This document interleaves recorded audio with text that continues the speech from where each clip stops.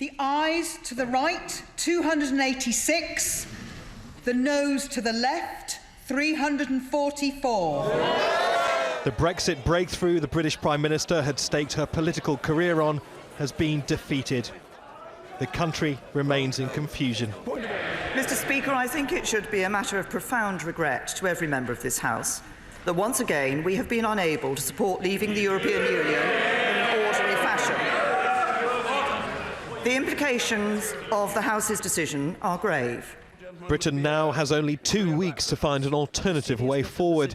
Otherwise, it will crash out of the EU without a deal, without a plan. Point of order, Mr. Jeremy Corbyn. The opposition Labour leader said the defeat paved the way for a general election.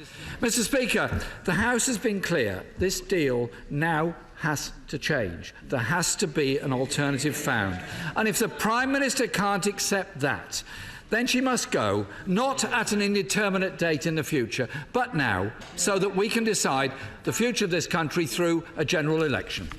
Theresa May had promised to resign if her deal was passed, but the gamble failed to win support from Northern Ireland's Democratic Unionist Party that props up May's government. Remember this? Brexit means Brexit. And this?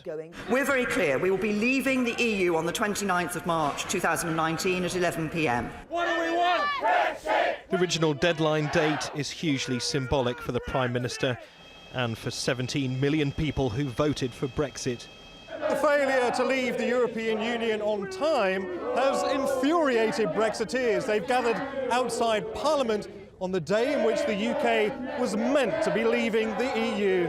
I asked you, where's that money coming from? It's coming from stopping. The division inside Parliament was echoed on the streets around it. The country's at odds with itself. These are hardline Brexiteers, and this is what they think of the EU.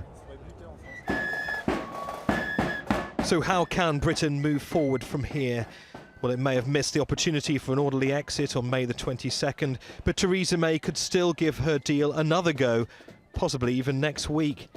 Meanwhile, MPs are hunting for a majority for an alternative to Theresa May's plan. They failed to rally around a single idea so far. They'll try again on Monday.